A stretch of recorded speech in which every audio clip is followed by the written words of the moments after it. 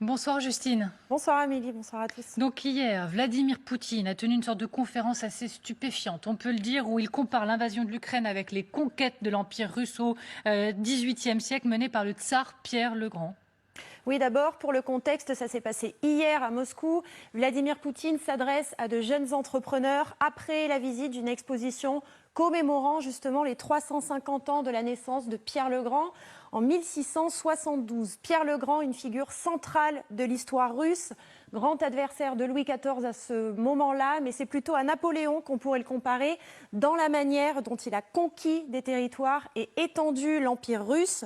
Pierre le Grand, tsar et empereur de toutes les Russies jusqu'à sa mort en 1725, redoutable stratège de guerre qu'on disait brutal et sans pitié quand il s'agissait d'étendre son territoire. Il a vaincu l'Empire suédois en envahissant une partie de ses terres, les actuelles Finlande, Estonie et Lettonie, ce qui fait qu'à la fin de son règne en 1725, l'Empire russe est une gigantesque puissance grâce notamment à un accès stratégique à la mer Baltique. Et hier, Vladimir Poutine a exprimé toute sa fascination pour les conquêtes de Pierre le Grand. Premier parallèle établi, les prétentions russes sont légitimes. C'était vrai à l'époque et ça l'est encore aujourd'hui. Écoutez.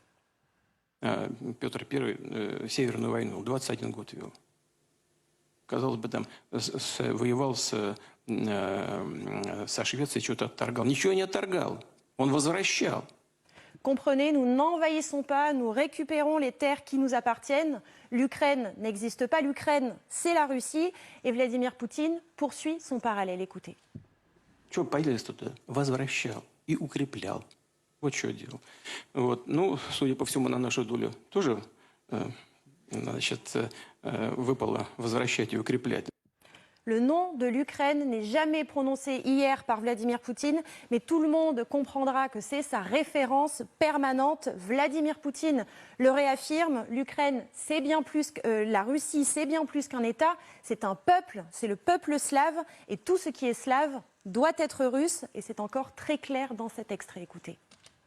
Любая страна, любой народ, любой этнос должны обеспечить свой суверенитет. Потому что не бывает каких-то промежуточных составляющих, промежуточного состояния. Или страна является суверенной, или колонией.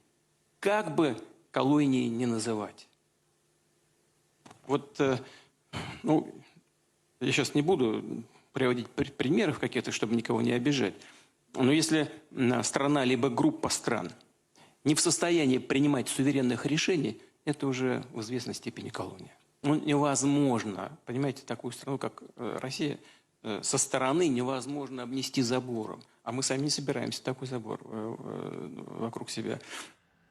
Et si dans son esprit, l'Occident ne veut pas reconnaître l'Ukraine comme étant une partie de la Russie, eh bien là encore, il convoque le souvenir historique de Pierre le Grand. Pour lui, le temps fera son œuvre. Écoutez.